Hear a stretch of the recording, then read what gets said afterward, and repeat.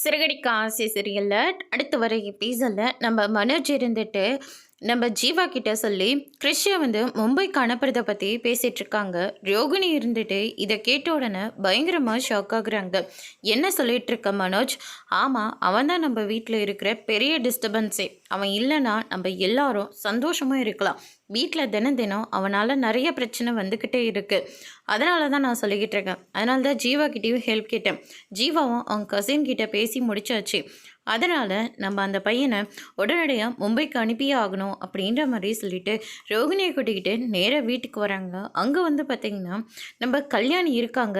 நீ எப்படி ரோகிணி இப்படி? நான் எங்கேயும் இருப்பேன், எதுலேயும் இருப்பேன். என் பேர் ரோகிணி கிடையாது, கல்யாணி அப்படின்னு சொல்லிட்டு முடியெல்லாம் விரித்து போட்டுட்டு மனோஜை போட்டு அட்டி வெளுத்து வாங்கிட்டு இருக்காங்க. எவ்வளோ தைரியம் இருந்தால் என் பையனை நீ மும்பைக்கு அனுப்புறத பற்றி நீ ஆஃபீஸில் பேசியிருப்பா. அதெல்லாம் எப்படி உனக்கு தெரியும்? எனக்கு எல்லா விஷயமும் தெரியும் அப்படின்ற மாதிரி சொல்லிடுறாங்க. நீயும் உங்கள் அம்மாவும் ஏதாவது என் பையனை டார்ச்சர் பண்ணிக்கிட்டே இருந்தீங்க. இந்த வீட்டில் விட்டு துரத்தணும்னு நினச்சிட்டே இருந்தீங்க. அதுக்கப்புறம் உங்கள் அம்மாவோட ஆஸ்தியை எடுத்துட்டு காசி ராமேஸ்வரன் சுற்றிட்டு இருக்கணும், பரவாயில்லையா அப்படின்ற மாதிரி சொல்கிறாங்க. இல்லை இல்லை வேண்டாம், அப்படி எதுவும் பண்ணிடாத அப்படின்ற மாதிரி மனோஜ் வந்து கெஞ்சிக்கிட்டு இருக்காங்க.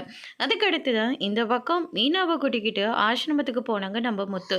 மீனா இருந்துட்டு யாரை கேட்டு கிறிஷை வந்து தத்தெடுக்கிறத பற்றி பேசுனீங்கன்னு சொல்லிட்டு கோவப்பட்டு அங்கேருந்து கிளம்பி வந்துடுறாங்க. அதோட முடிச்சிருக்காங்க.